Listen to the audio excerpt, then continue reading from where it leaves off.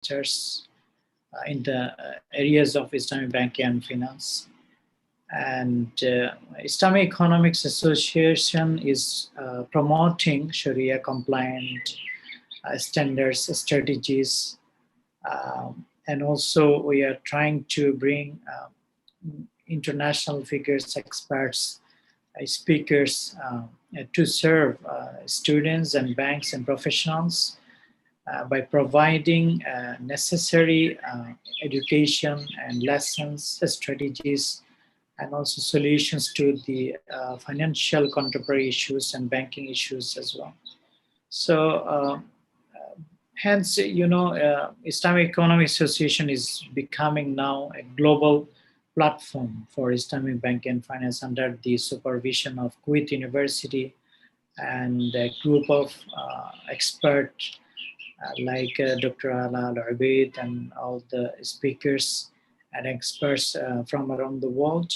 So we do conduct our lectures and activities in both Arabic and English language. So without delaying further, let me introduce our guest speaker today, Mr. Mughees, who is Islamic Banking Advisor, Bank Nizwa Oman, and FinTech and Digital Banking Specialist, MIT US. And he is also Vice President of the IAPEF Kyrgyzstan, Pioneer Head of Islamic Finance, CBFC, FS, under the Central Bank of Oman. And he is also Vice Chairman of the Education Board of Accounting and Auditing Organization for Islamic Financial Institutions. Mr. Mughees is also Vice Chairman Advisory Board, Fingal Global Incorporation Canada, and Member Advisory Board, Global Brand Ambassador, the Halal Chain, and many more, as he's holding positions globally, mashallah. And this is also our honor to know that we are very much pleased to know that he was awarded as FinTech Leader of the Year 2020 from Turkey and featured on the front cover of a top international financial magazine as global personality, a strategist and thought leader. And Mr. Mughees has published around 50 articles and research papers and has so far delivered over 100 keynote addresses, policy talks, expert sessions, and workshops. So we are very much honored to welcome Mr. Mughees Shaukat to conduct today's lecture on Islamic Framework for Behavioral Economics, Socio-Economic Justice. Please welcome Mr. Thank you very much, Brother Muhammad, and Alhamdulillah Rabbil Alameen. I'm always honored to, be a good source to contribute to the initiative of this beautiful Islamic Economic Association that you guys are running over there. And may Allah bless that, and may Allah give me more tawfiq to keep playing my role in taking this, lovely association forward and have it contribute in the right manner, in the right way, with the right maqasid for the development of the whole Islamic economic and financial sector, including halal and whatever comes under this umbrella. And this is why, as you must have noticed from my previous talks on this beautiful platform, that I always try and hit on core areas, whatever tawfiq and Kuwa Allah gives me, my niyyah always is to share it because it is a common property.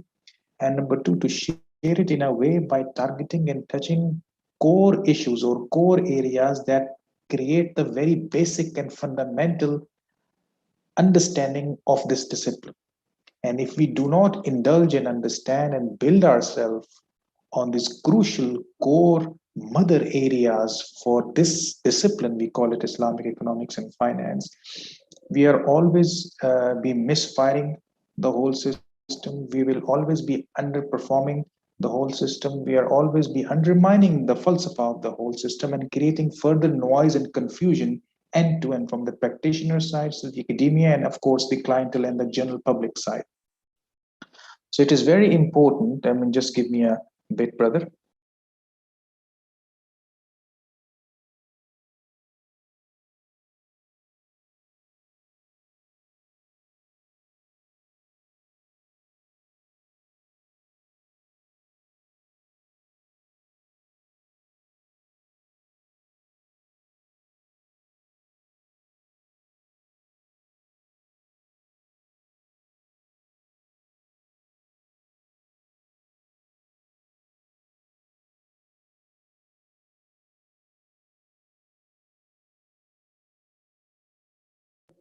Sorry about that. I mean, it was an important call I had to take. Sorry about that. Yeah, this is what the online systems is, you're multitasking.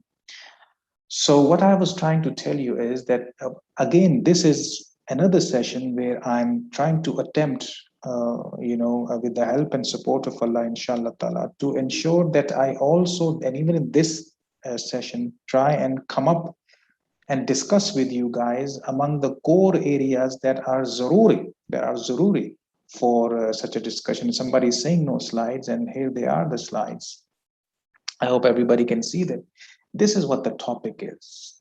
And if we do not understand these basic core philosophies and the orientations of an Islamic economic and financial system, we are always misunderstanding the system and doing zulm to the system, and as a natija, zulm to us to implement that system and practice that system.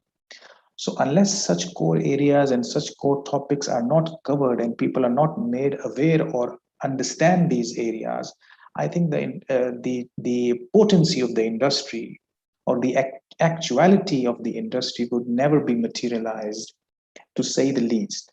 And this is why we have to understand the Islamic economic system for core issues. And in this session, understand what does the mind and spirit of the Islamic framework is, that if anybody adopts it, any society, any individual, any country, any region, any community adopts it, what does it offer for that community, that individual, that society, that country, that region, in terms of translating and also improving their behavioral aspects, and in this case, economic behavior.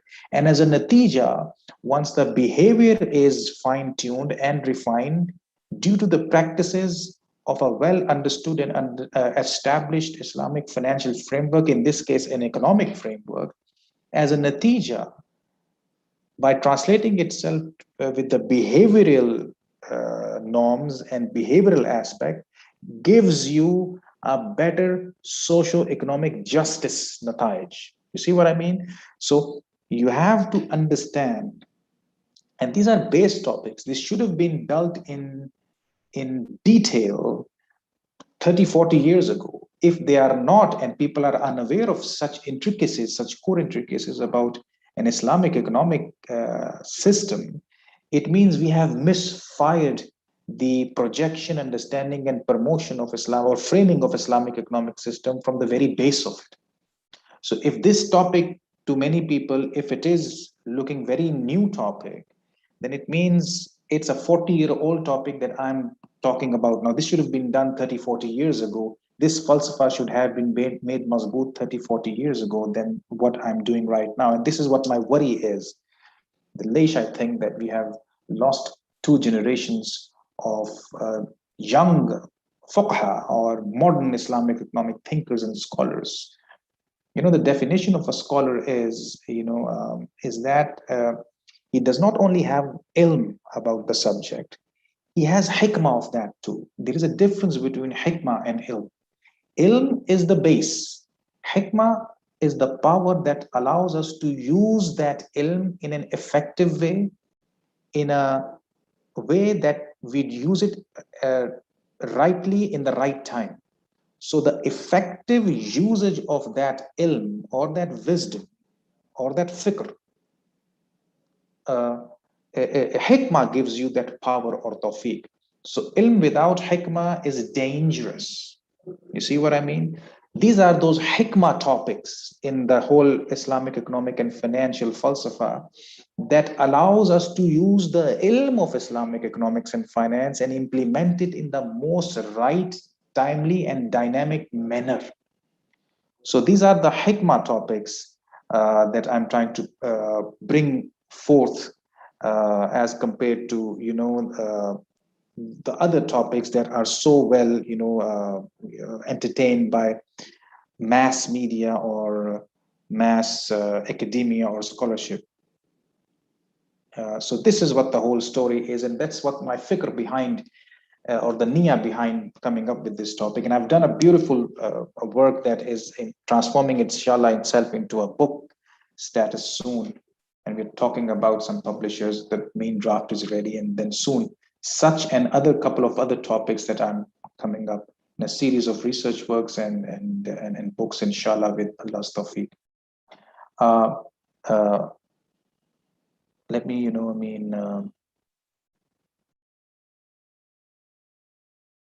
so moving forward, guys. Now, understand again. I've summarized this in a bit, but understand this by reading this slide for the moment.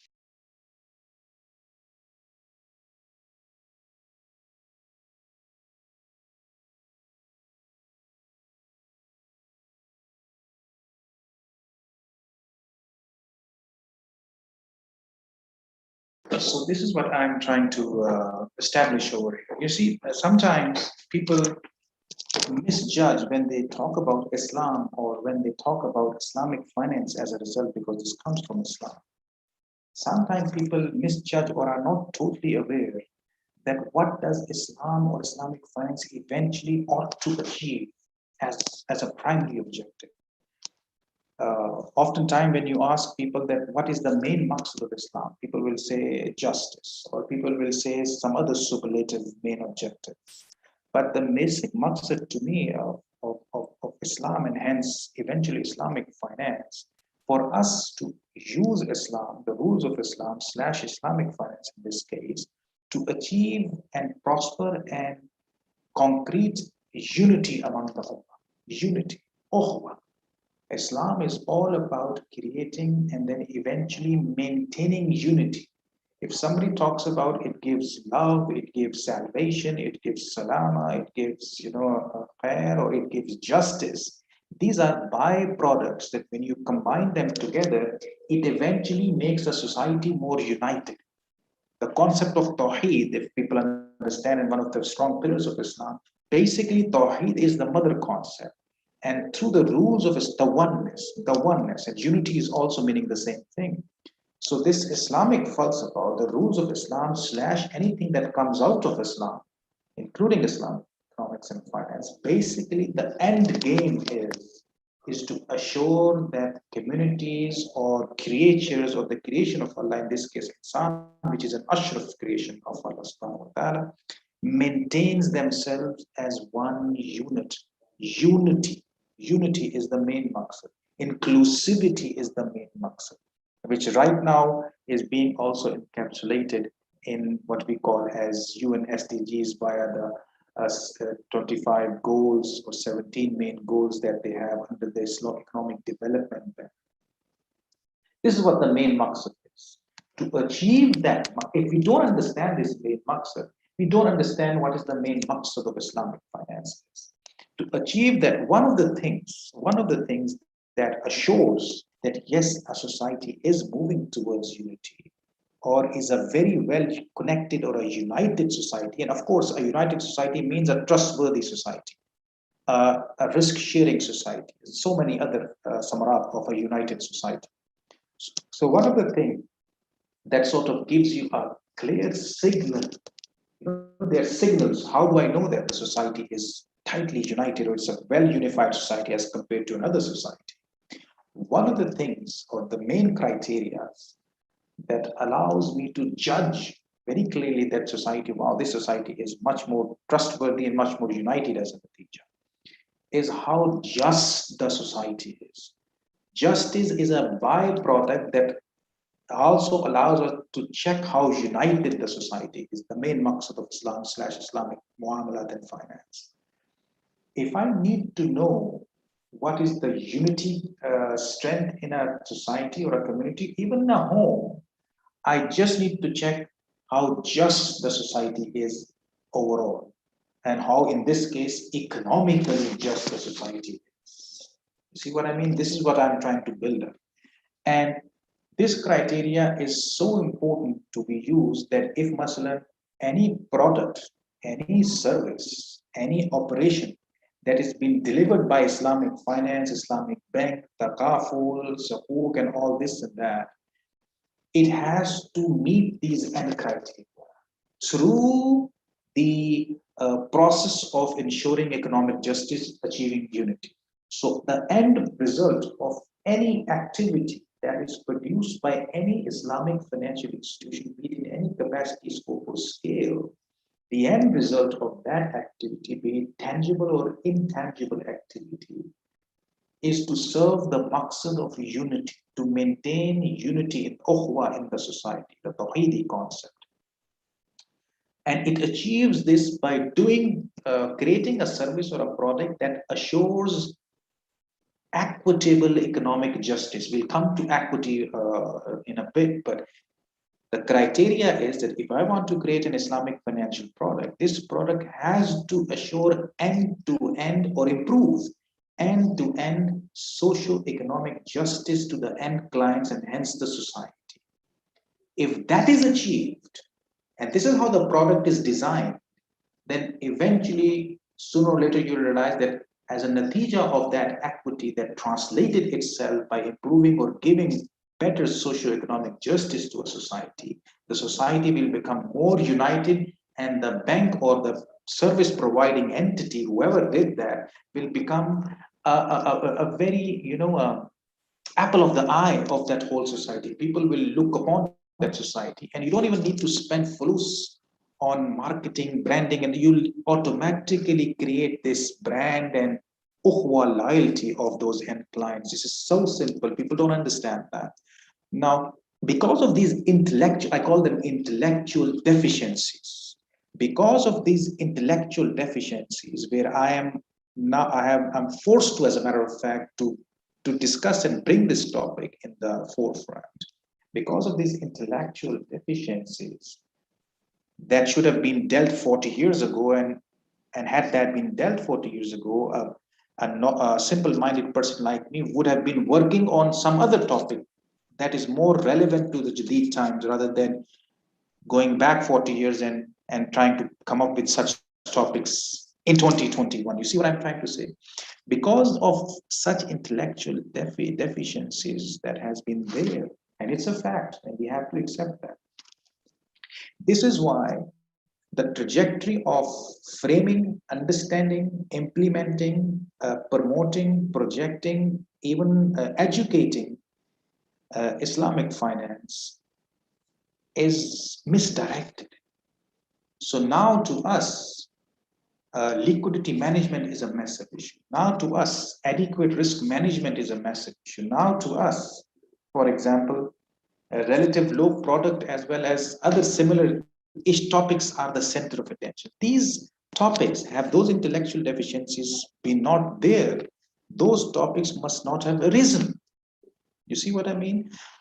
A scholar or a society that is clear about the end-to-end falsafa that I've just discussed to you, the end natija is maintaining unity in the society and improving it and ensuring it through socio-economic justice. If this is how the society is built, then the society well ahead of time solves already automatically the issues that may lead to liquidity management, product development, falan. Those issues would never have arisen or become the center of focus. To me, these are non-issues. If these are the issues, then it means we at the back end misfired or misunderstood or misimplemented the system, and hence the intellectual deficiency. We do not understand what is the actual maqsad, and hence how to drive towards that actual maqsad of Islam or Islamic finance. And this is why a number of the research works, banks' profitability, capital market products, comparison with conventional and Islamic finance in different facets, etc., etc. These are good topics, but are they really contributing to actual value addition, where they're actually trying to fill the gap of actual deficiencies that is left 40, 50 years ago? Answer is no. So this is why it's very important to indulge in these topics. To do so, I want to introduce you to this concept that I've learned, from my own teachers, and I'll come back to this raison d'etre slides and how people try and address these issues.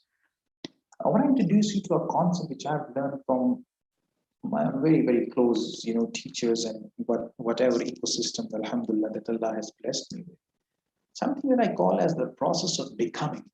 What I'm trying to do, what I label as a process of becoming, is I'm trying to make an unconscious society, unconscious in the terms that they don't understand these fully, and hence the intellectual deficiencies.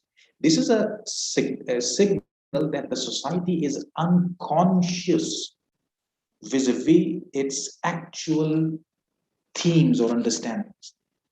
So I'm trying to first apply it on myself to come out of this unconscious, because if, for example, liquidity management, product innovation, risk management, falan is your core issues, then you're an unconscious society, because you are not conscious to actual issues, because you've been led by an intellectually deficient society. You see what I mean over here? So right now, the Islamic financial system is at understanding wise, or the intellect side of it wise, is at an unconscious state. Why do I say that? Because your non-issues are issues. Issues that should never have been issues are now issues. It means this is an unconscious. They are not conscious about the actual issues. You see what I mean? As a natija, what happens is what you think is a cause and effect becomes blurred. You see, uh, causes are the challenges, effects are never the challenge. An unconscious society, because they are always blur and confused between what is a cause and what is an effect, they start turning effects as also challenges and start working on addressing the effects, not the cause of that effect. Causes are this is how I understand that an individual or a society is unconscious. Quran is very clear in Al-Baqarah ayah 275. This is the sort of unconsciousness Quran talks about, that those who practice riba will be driven so majnoon by shaitan, or so unconscious by the shaitan, that they will never be able to distinguish between what is al-bay' and what is al-riba, and they will be saying it's all the same thing. But then the Quran says, be conscious to this fact, become conscious to the actual understanding, so that you can distinguish between what is al-bay' and what is riba. If you're unconscious to it and you're intellectually deficient, then your cognitive ability is unconscious, and you will always keep on saying, well, it looks the same. And this is what the societies are doing. They think Islamic banking and finance is the same. So I'm trying to move myself from this unconscious state by targeting the right topics that helps me become conscious. I've also said semi-conscious. At least let me become semi-conscious. It's a journey. You move from unconscious to a semi-conscious state, then to actual consciousness, where you come into grips about reality, the actual stuff that is going on, to semi-subconsciousness, and then to subconsciousness. And then from there, you move to semi-societal consciousness, and then to social consciousness, and then to semi-meta, and then eventually meta-conscious. This is the final frontier where you try and become a mu'min, from a mu'min to a muttaqi level and stuff like that. So first we have to become conscious in Islamic finance. Once we become conscious in Islamic finance, then we'll start realizing what is the actual falsafa and what's the end result of Islamic finance. Once you have the end result of Islamic finance, then you will, inshallah ta'ala, see that let me just very quickly get done with this. Once you're getting semi-conscious or conscious, then you see, oh my God, this is where the actual system is lacking. This is where the deficiency is. Let me remove that deficiency first, because if you remove that deficiency, that addresses automatically 10 effects as a natija of that deficiency. And because you were unconscious, you were thinking effects are actual challenge. So liquidity management actually is not an issue. I'm just using it as an example. Because you're unconscious and you're working on intellectual deficiency that does not allow you to become semi or full conscious to it, you keep targeting it as a challenge. You see what I mean? So this is what I want you to do, and all of us, including myself, that we have to start our journey on this process of becoming. And becoming what? Becoming a mu'min in Islamic finance, becoming a muttaqi in Islamic finance, of course in Islam as well, becoming first conscious about Islamic finance and go to the next level of subconsciously understanding it. This is where in another session or in another article I've mentioned this, the believer and visionary status of Islamic finance, not a knower of Islamic finance. Knowers are unconscious category. The moment you want to transform yourself from a to a believer or a visionary category in anything. You have to become conscious of the field or the discipline, and then further on perform and go in depth. You see, I remember a scholar, hikmah comes when you reach from a conscious to a subconscious level. This is the hikmah zone.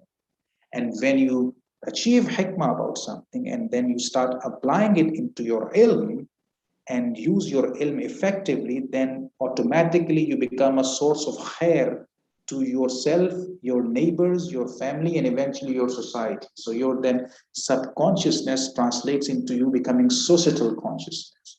And this is where Al-Amru bil Maruf wa Nahy anil Munkar, which is a completely different topic. This is where the Islamic governance system comes in, led by people who are necessarily subconscious about the rules and regulation of Islam at this level deep.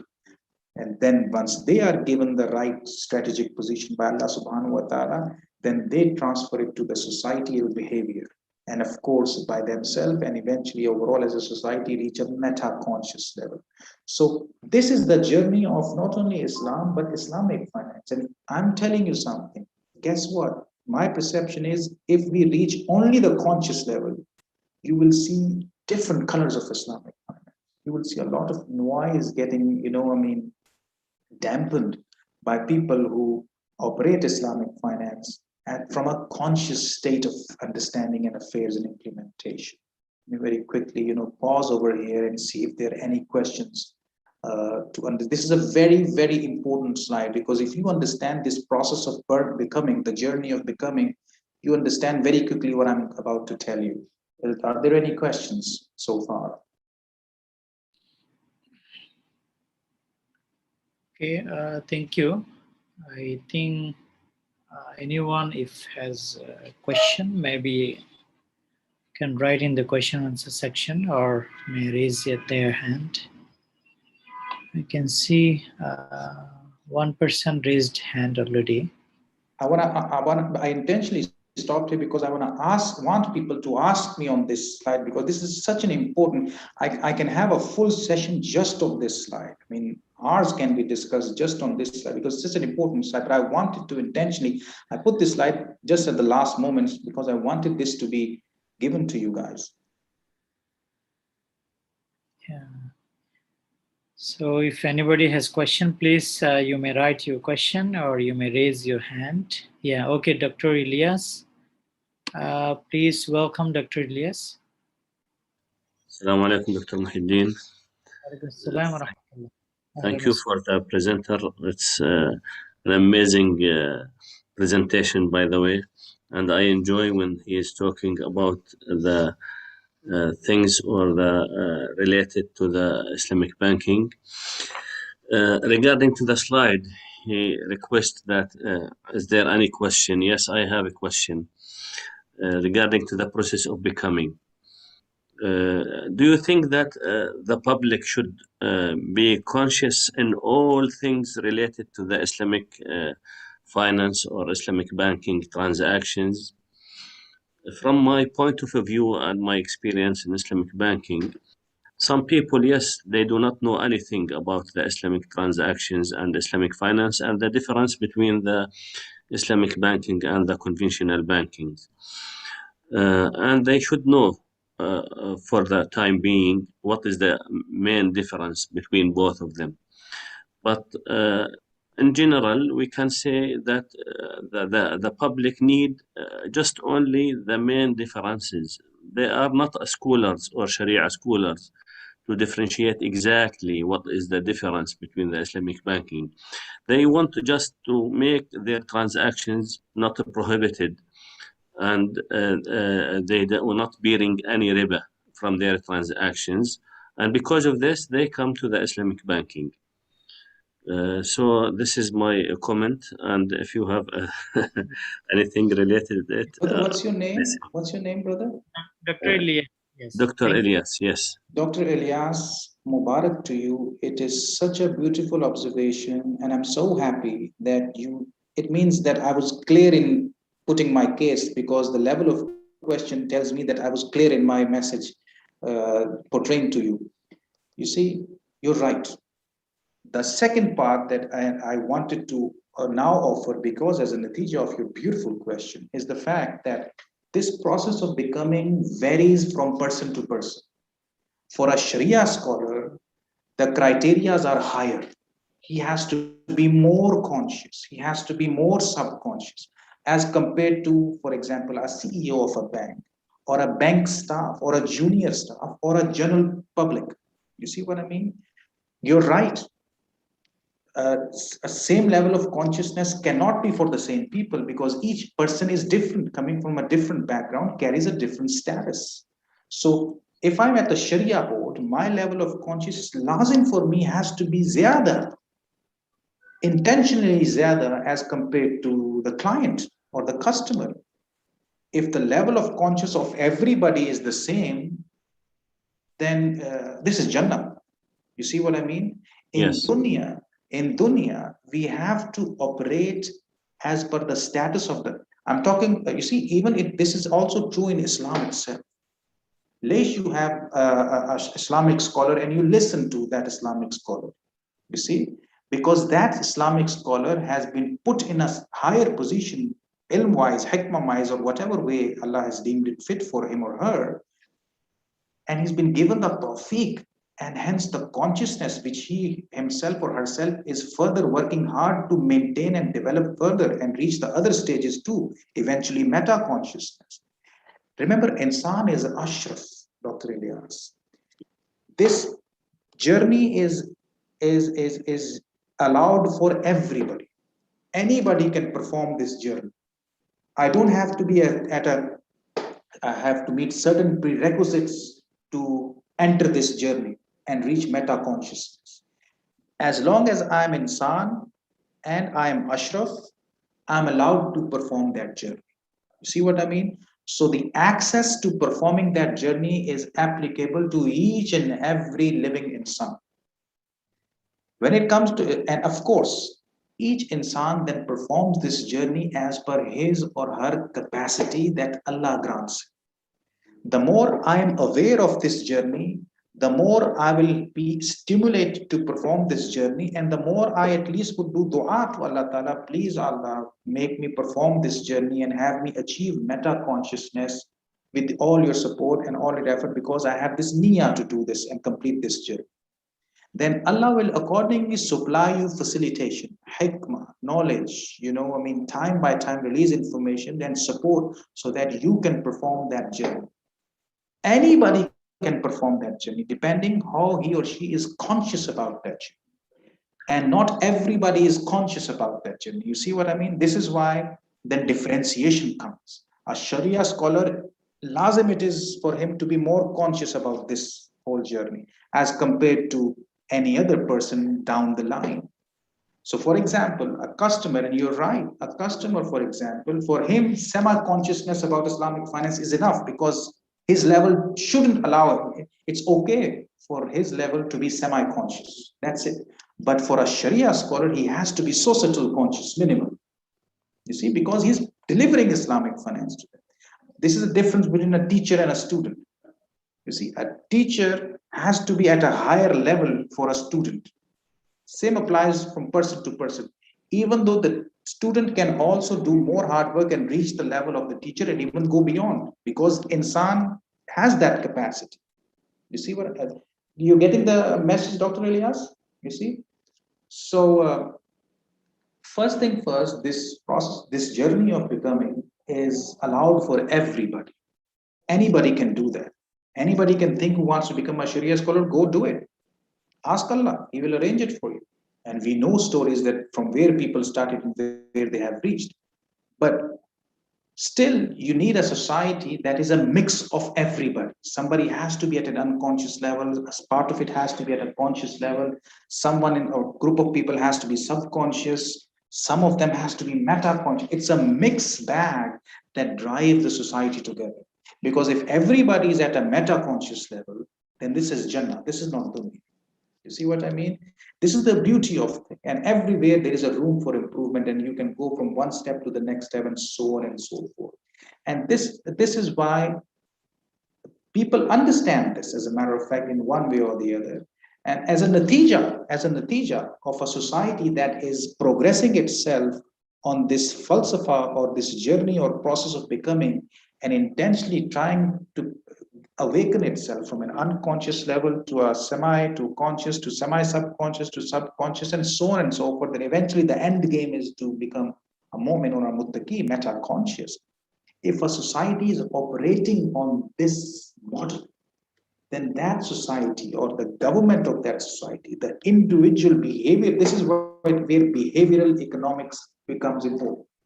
This is what behavioral economics, in this case, I'm talking about behavioral economics because this is a financial and economic session. This is where behavior slash economic behavior becomes so important, because that will come as a natija of this. As a natija of this, any behavior that is oriented or implemented or modeled or dictated by this process of or journey of becoming, the nataij of that society or the behavior of that society, be it in economic behavior, would be different. The government would be behaving differently, the people would be behaving differently, communities in the society, different sects would be behaving differently. Why? Because each member of the society has an end game, all has the same end maqsad, to be meta conscious. And in this case, be meta conscious about Islamic finance. And yes. I tell you something, Alias and everybody else, I tell you something. If such is the model, such is the behavioral model that is the outcome of that behavioral or process of becoming journey, man, oh man, Ya Allah. And this is the promise of Quran, that in Pakistan, we have this famous regional poet called Allama Iqbal. He said that if you go on this journey, humans become so, because this journey allows humans to materialize and live their ashrafness that Allah has given every human. This is the journey that helps us live our ashrafness. You see what I mean? This journey will eventually make insan live its ashrafness so much that then Allah will be so impressed by that being or that insan that Allah will ask, tell me what you want. I'm with you. Normally we ask, Allah's will is our will, and of course it always is. But the beauty of it, you become so close to Allah, you become such a favorite of Allah in love relation. In this, you see, the love of Allah is not a normal love. And we say that He loves us 70 times more than our ummi. And you can imagine what crazy love He has for us. But this is much more than that. And the Quran has used this concept of wilaya. This is a different discussion. I don't want to go into that. But you start living the wilaya of Allah, the unconditional, supernatural love of Allah, if you perform this journey. And when you reach the end point of meta consciousness, Allah is so much in love with you, even more. This wilaya concept of Allah is so much in practice that then Allah tells you, Yani, my Siddiq, Yani, my beloved, tell me what you want me to do. Tell me what you want me to do. This is the level of, imagine if this is what the society or even a portion of the society is, then I tell you something, you would see the beauty of Quran in the society implemented. Even 50%, it will be, half a Jannah already. And this is what we want. People and practitioners, academia, scholars. Remember, a scholar, guys. A scholar, of course, he has hikmah on top of the ilm. A scholar is a hakim who understands a subject from variety of angles. If I call myself, inshallah ta'ala, with the tawfiq of Allah, as scholar in Islamic finance, I have to understand Islamic finance not from the basic aspect, but from the political aspect, from the social aspect, from the economic aspect, from the legal aspect, from the financial aspect, from the spiritual aspect, from the societal aspect. So many aspects. This is what defines that I'm a scholar, because I understand my discipline from a variety of angles. You see, this is what makes me hakim, and this is what gives me now the state of unconsciousness, now I'm conscious and moving towards subconscious and societal consciousness. The more I put in effort with the right niyyah, the more I go further in my journey towards meta consciousness. And we want at least, if not conscious, at least right now, we want more subconscious people in Islamic finance, or at least conscious people in Islamic finance. Right now, we are living in an unconscious world of Islamic finance, where non-issue become issues, and hence non-topics become topics, etc., etc. So imagine a society that does. Western civilization, which still are trying to do, they have tried to remember, as I mentioned, the end maqsad is unity. And unity can only be achieved by, socio-economic justice. So to do that and to achieve, no, socio-economic justice is not the end game. Unity is the end game. The Sharia, the way to achieve that unity among them is ensuring equitable socio-economic justice. And a society that is on this path will only realize these modes and means towards the end natija of a Tawheedi unified society that is full of trust and etc. etc. West has tried to implement this in whatever human way possible, and of course it's all funny, it's all man-made. Many names who have talked about justice and economic justice in a society: Jeremy Bentham, Pareto, John Rawls, Nozick, James Buchanan, Amrita. These are top names who have worked on theory of justice in system. And the slide is self-explanatory. Their understanding of justice is so half or so blurred that they have not been able to reach. Their understanding of justice is at best semi-conscious understanding of justice. And this is why they are coming up with a system of neuroeconomics, behavioral economics, SDGs, every now and then, because it's such an incomplete understanding of the whole notion of justice, and hence the end game, which is meta-conscious led unity of the society through assuring automatic socio-economic equitable justice. They will come up with all of these new, for every 10 years you have a new falsifier in the market. You are now talking about behavioral economics, neuroeconomics, new institutional economics, social contract theories. I mean, a few years ago, Nobel Prize was given on social contract theory to people who did that. So on and so forth. These are all, fancy names of incomplete efforts, because they are intellectual deficiencies that allow these incomplete efforts. And if you don't fulfill those intellectual deficiencies, man, oh man, this trajectory will, even for the rest of 50, 100 years, will remain the same. And these people try to do whatever best. And we're not saying that because they are operating at a certain background, at a certain worldview, which is led by so many man-made intellectual deficiencies, and they are detached from the falsafa, or the true falsafa of process of becoming, or the journey of becoming, their work would always be incomplete. And somebody else would come again and put in another theory, and it will be an improvement of the previous theories, and this will go on in an unending way. This is where, and as a natija, this is what happens. This slide is so explanatory that if I work on a semi-conscious Western worldview driven society and implement their approaches in my system that actually is built for a meta-consciously driven system or a subconsciously driven system, then end product would be much worse than what I have. I would be targeting something else. I would not be operating as per my fitra that Quran talks about, or in this case, Islamic financial fitra. So this is the natija of those end results. I mean, slides would definitely be given to you. I want to pause here and see if there are any questions, and you can read the slides, because the next slide, I'm telling you how Islam can create that equitable socio-economic justice through a society that is performing and operating on a process of becoming model, and then achieve unity, the end game of Islam. And this is what is what the rule of Islam is. And very simple. So you don't need to be a Buchanan or a Pareto or John Rawls or Nozick or or Jeremy Bentham or Amartya Sen. These are all top names, and Amartya Sen is a Nobel laureate due to his works.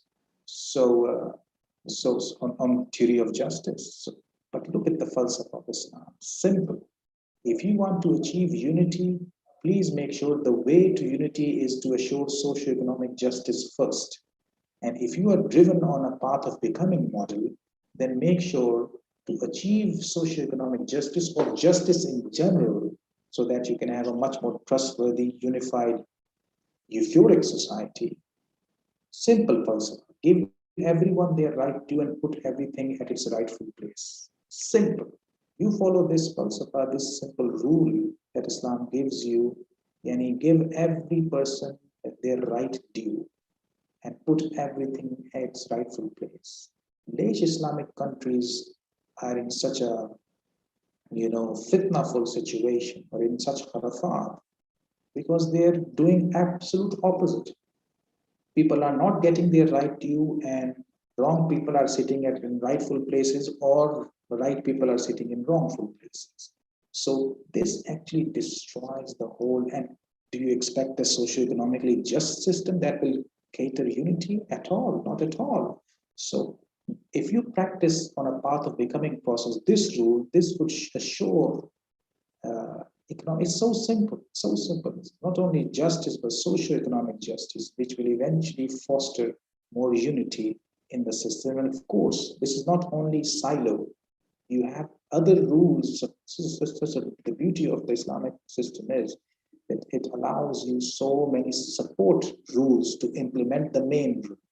This is the main rule for socio-economic justice, but there's support rule, property rights rules, corporate rule, contracts rule, governance rule, Sharia governance rule, market behavior rule, production, exchange rule, distribution and redistribution rule, and the main rule of doing financial muamala, the al-bay'a, the mother of the main Qanun al-bay'a rule. So you have to implement them to achieve this main rule, and then eventually not an equality-based society, but an equity-based society. People are so misunderstood about equality. I want to be equal to someone. You can't. Elias asked a question. Elias, this is your answer. You can't have an equal society, even at the path of becoming, or the process of becoming. Although you're Ashraf and you can move on to become equally good, or if not better. But what Islam wants is a society that is equitable society. This picture is the best explanation I could find to explain the concept of equality versus equity. And in an equity situation, everybody is in a win-win. While in an equality situation, still at the expense of it's still not the same, or still does not give you the entire. So Islam is all about equity. It talks about economic equity, not equality, gender equity, not gender equality, and so on and so forth. It's all about equity, neither equality. This is a misunderstanding, a fallacy that people, this just tells me that this is an unconscious society who cannot even differentiate between equality and equities. Islam is equity. Even virasa is equity. The inheritance laws and all the qawaneen and rasul of Islam all assures equity. An equitable society is lazim a just society, and eventually a more unified society. Equality, it is so un-Islam. It cannot be equal. This destroys the basic falsafa of Allah Ta'ala making people in different position and capacities so that they can complement each other and reach equity rather than equality. Imagine if everybody is same, lookalikes or equals, then what's the fun? This is not Jannah we're talking about. And this is what I have to say, guys. Let me know if you have any further questions.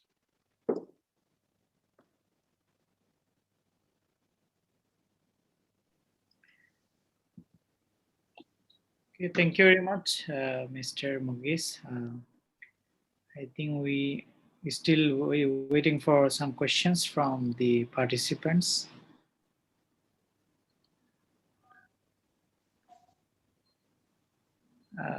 There is some raised hand. Let me check. Okay, Muhammad Jidda. Brother Muhammad, welcome, Brother Muhammad. السلام عليكم ورحمة الله. وعليكم السلام ورحمة الله. أستاذ تفضل أستاذ.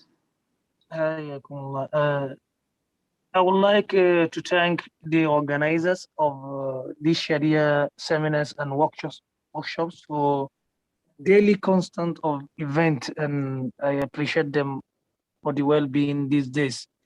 Alhamdulillah. Brother Mughees, thank you so much for the wonderful presentation that you made just now. I think you have touched the areas that we, the bankers, or as a human being who is working in an Islamic bank and finance, or also working in a conventional bank, to look at those areas. I think this is a very, very, very touchable point that we need to always remind ourselves with, internally or even globally, for the all bankers to know about. That is a wonderful area. For me, the point that I want to make is about the Sharia scholars in general. Actually, when we say the Sharia is the backbone of Islamic banking and finance, so the maqsad, the objective of Sharia always is looking at the five maqasid Sharia that we all know. But what I'm looking at now in the industry, we are very far away from this maqsad of the Sharia.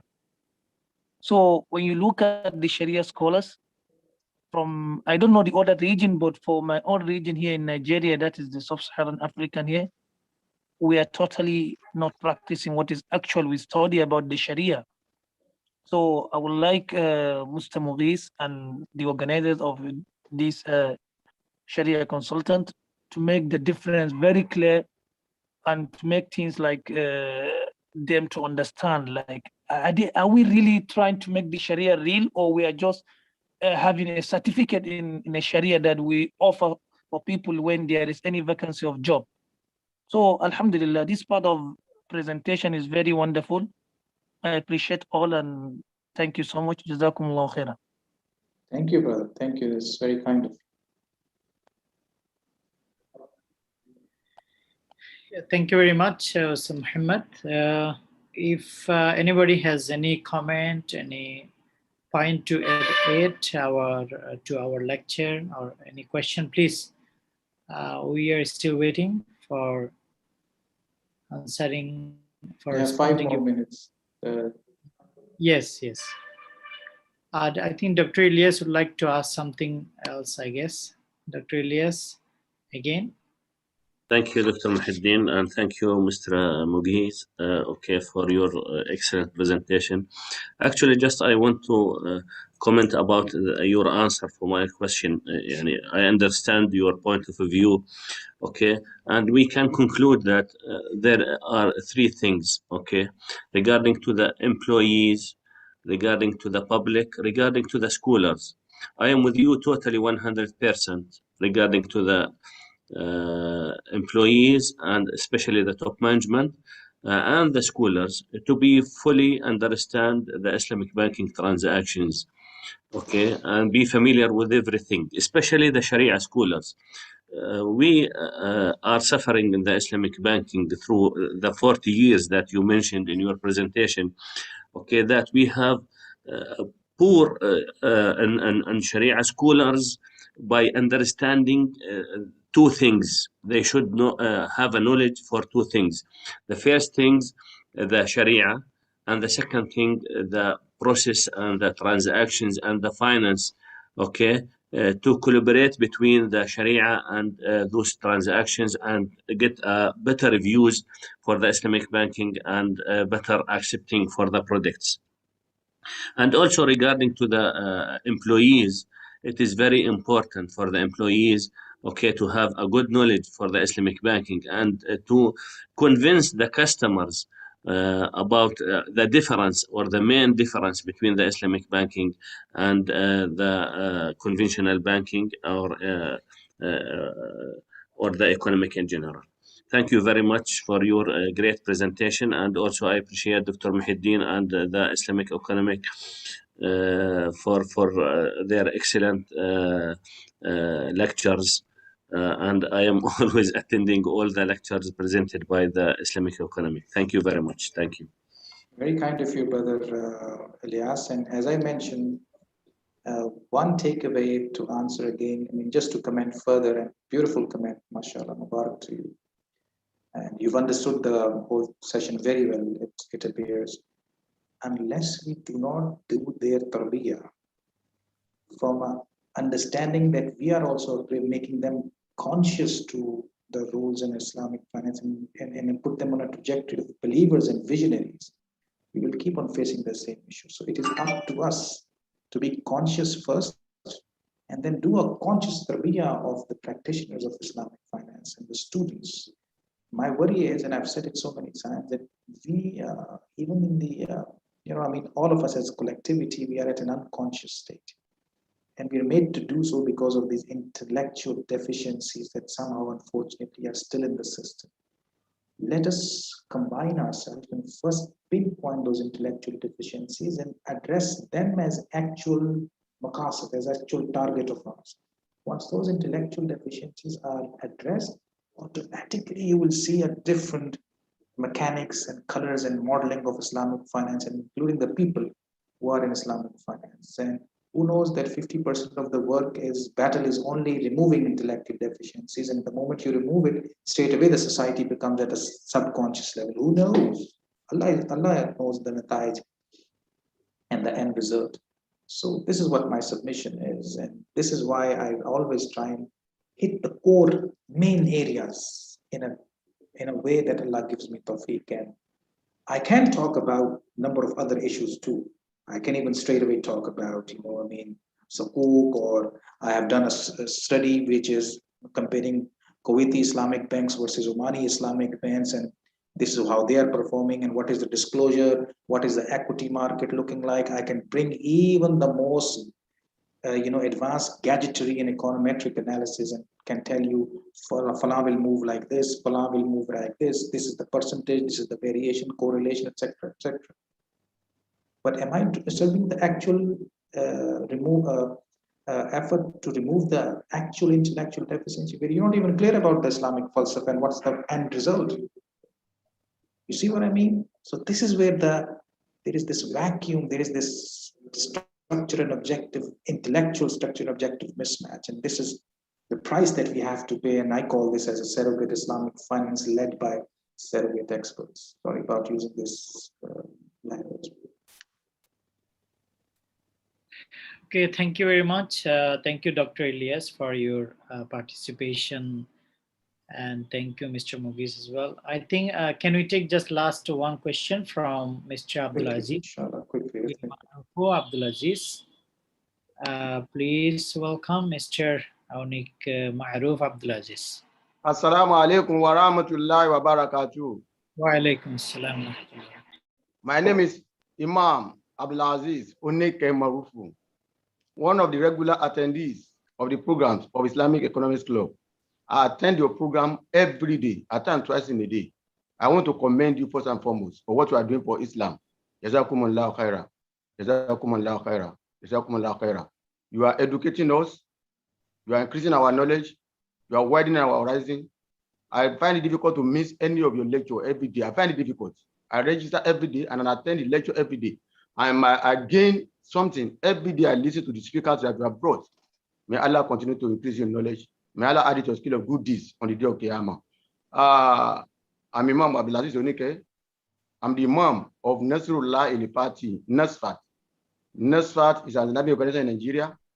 We have about 1 million members all over the world and about 350 branches, and we have a university of our own. I'm also a PhD student of Islamic finance at USM in Malaysia.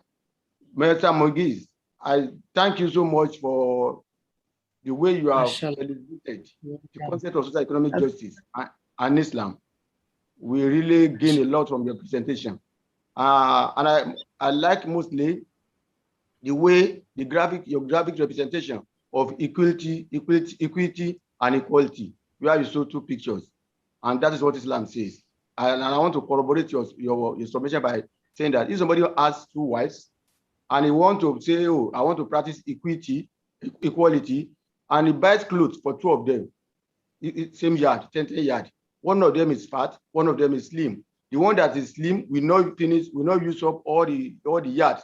It means he will have extra yards for our children or for our relatives that is not equality, that is not equity, that's not what Islam is talking about. And you have demonstrated that by giving us graphic description of what Islam means by equity. In Islam, equity means giving somebody what is due to him or her. You have done wonderfully well. And I would like you again to, I would like the Neri Islami to consider bringing you back to come and talk on Islam and fintech. So I realize that you are certified in that area. You attend an MIT course in that area. Yeah, Islam well, and inshallah. Islam and fintech has a lot of concepts that are not really known in Islamic banking and finance. Thank you, my brother. Thank you very much for your appreciation and your very kind words. May Allah bless you. May Allah give us more tawfiq to collaborate and contribute in a synergy for the development with the right niyyah. And definitely, and Brother Muhammad is aware that I am more than available to keep on contributing to this beautiful Islam platform. and fintech. There are so many concepts there. That's right. Inshallah, on fintech.